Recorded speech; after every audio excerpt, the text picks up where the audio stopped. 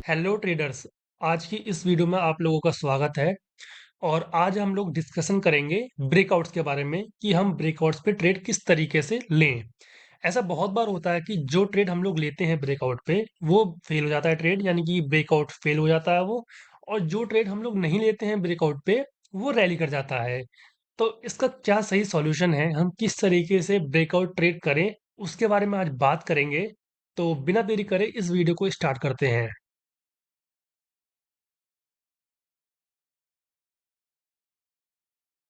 तो सबसे पहले जानते हैं कि जो मार्केट में ब्रेकआउट्स होते हैं वो बनते कैसे हैं।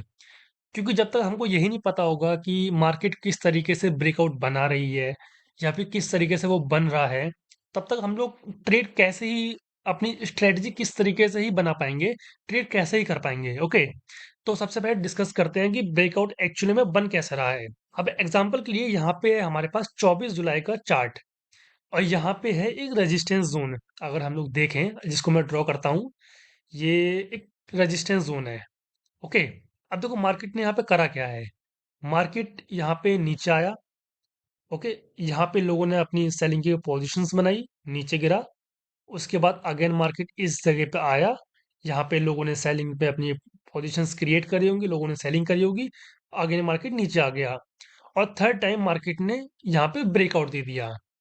अब ऐसा क्या हुआ इस पॉइंट पे कि मार्केट स्पाइक में ऊपर चली गई। मैं बताता हूँ यहाँ पे हुआ क्या।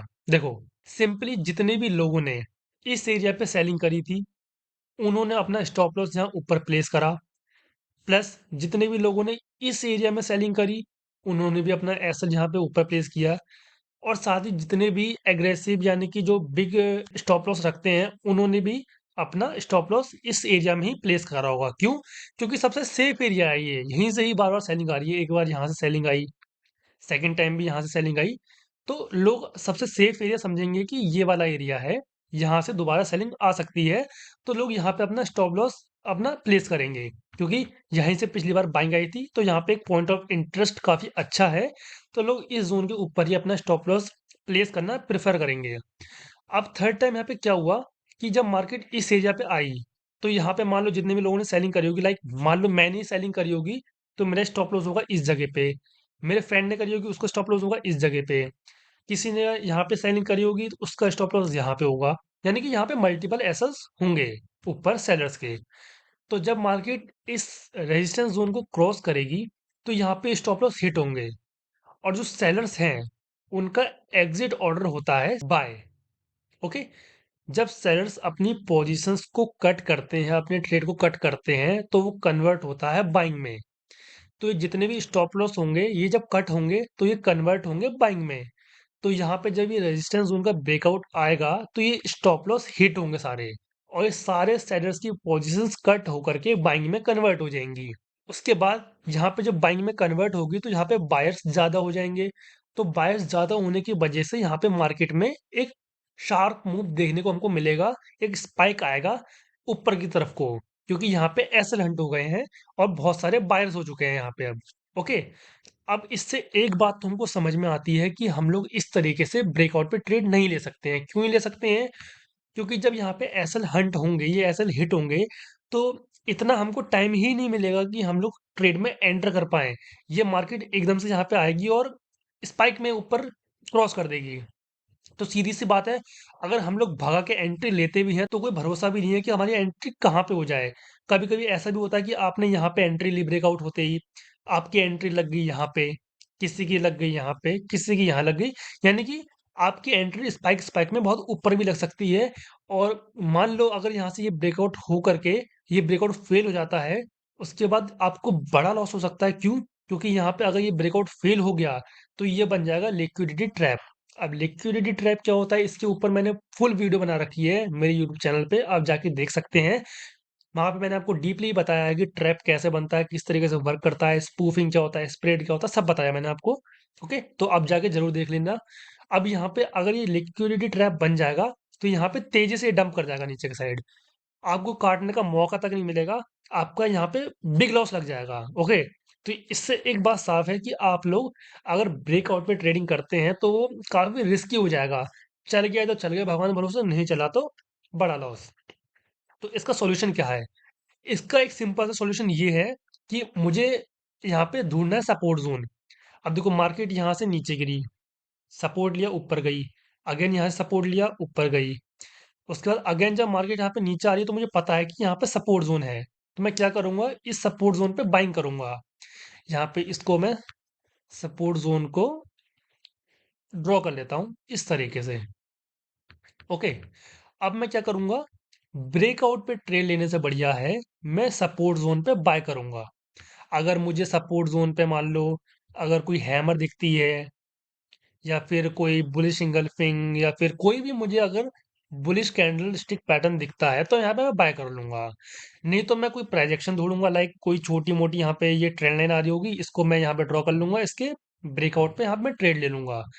अब इससे मुझे क्या फायदा है, मान लो अगर यहाँ पे इस ब्रेकआउट पे मैंने ट्रेड लिया, ठीक है, यहाँ पे मैंने ट्रेड लिया, अब मैंने अपना टारगेट रखा है रेजिस्टेंस जोन तक का, स्टॉप लॉस रखूंगा मैं इस जोन के नीचे जो सपोर्ट जोन है।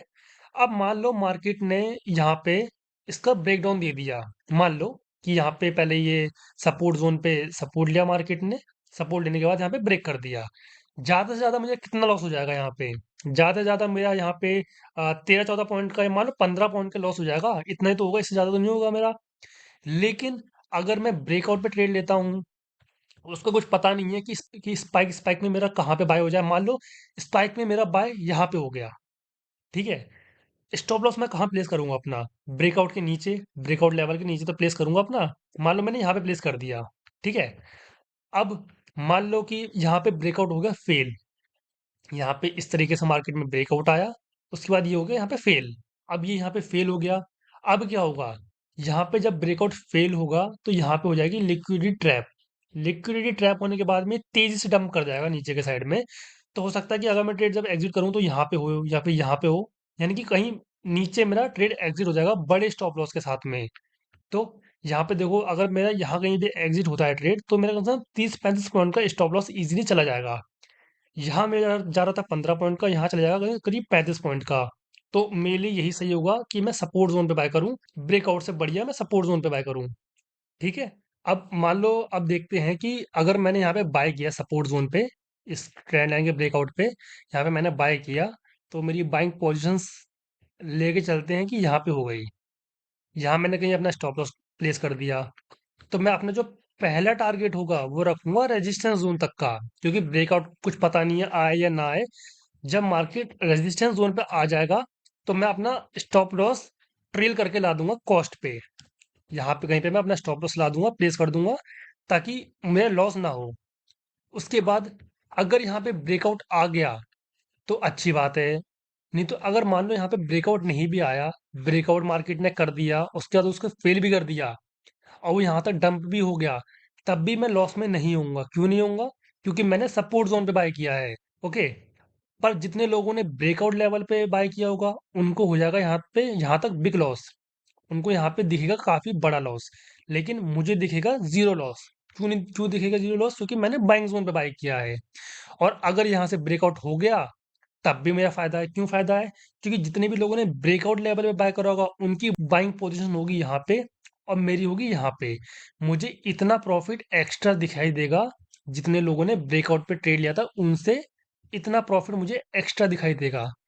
तो मेरे लिए यही ज़्यादा बढ़िया है कि मैं बाइंग जोन पे बाय करूं, क्योंकि यहाँ पे मुझे रिस्क भी कम लग रहा है, प्लस प्रॉफिट भी मुझे बड़ा मिलेगा। अब मान लो ये ब्रेकआउट कर गया है तो मुझे यहाँ तक का प्रॉफिट मिलता है, लेकिन जितने लोगों ने ब्रेकआउट पे ट्रेड लिया होता उन्होंने मान लो यहाँ पे लिया होता तो उनको इतना प्रॉफिट मिल रहा होता, यानी कि उनको मिल रहा था 54 पॉइंट और मुझे मिल रहा होता 115 पॉइंट। देखिए कितना फर्क है यहाँ पे। ओके, तो इस तरीके से ब्रेकआउट पे ट्रेड करना चाहिए, तो ये है सही तरीका ब्रेकआउट पे ट्रेड करने का। तो वीडियो में जाते जाते आपको मैं एक एक्स्ट्रा टिप दे के जाता हूँ। अगर आपके पास धन होगा, यानी कि अगर आपका धन में अकाउंट होगा तो आपको एक फीचर्स के बारे में पता होगा, फ्लैश ट्रेड नाम के। अगर आपने अभी तक अपना अकाउंट नहीं खोला है धन में तो डिस्क्रिप्शन में मैंने लिंक दे रखा है, वहां से जाके अपना अकाउंट ओपन करवा लीजिए। ये काफी अच्छा ब्रोकर है, काफी अच्छे अच्छे यहाँ पे फीचर्स दिए गए हैं, ऑप्शन बायर को, सेलर्स के लिए, सबके लिए। तो देखो जब आप अपने web.dhan.co में आएंगे, यहाँ पे ऑर्डर वाले सेक्शन में आएंगे तो यहाँ पे आपको एक ऑप्शन मिलेगा फ्लैश करके। अब ये फ्लैश क्या है, मान लो आप कौन से इंडेक्स में ट्रेडिंग करते हैं, आपको यहाँ से पहले चूज़ करना है। अगर आप लोग स्टॉक में भी करते हैं, तब भी आप यहाँ पे चूज़ कर सकते हैं उसको। अब मान लो मैं निफ्टी 50 में करता हूँ, मैंने इसको सिलेक्ट करा। अब मेरा व्यू क्या है, बुलिश या बियरिश? अब मान लो बियरिश है मेरा, ठीक है? यानी कि मैं सेलिंग साइड में हूँ। तो यहाँ से मैं directly 3 price OTM, 3 price ITM और एटीएम, यानी कि जो ये नियर बाय जो 3 आईटीएम होती है और नियर की 3 ओटीएम होती है और एटीएम होती है, उसको मैं डायरेक्टली यहीं से ट्रैक कर सकता हूँ कि कितनी वॉल्यूम आ रही है उसमें। ओके, कितना ओआई है, कितना ओआई चेंज है। तो यहाँ से मैं जो है फ्लैश ऑर्डर में से डायरेक्टली अपने near by 3 ITM, near by 3 OTM और एटीएम प्राइस को यहाँ से ट्रैक कर सकता हूँ। उसकी यहाँ से डायरेक्टली वॉल्यूम देख सकता हूँ, सब कुछ उसकी डिटेल्स देख सकता हूँ। यहाँ पे डायरेक्टली बाय पे क्लिक करके उसको बाय भी कर सकता हूँ। ओके, तो ये फीचर्स आप लोग यूज़ करके एक बार देखना। और अगर आपने अभी तक अकाउंट नहीं खोला है तो खोल लीजिए, डिस्क्रिप्शन में लिंक है। इस वीडियो में फिलहाल इतना ही गाइस आप लोगों के लिए। मिलते हैं नेक्स्ट वीडियो में, और तब तक के लिए thank you and thanks for watching this video guys.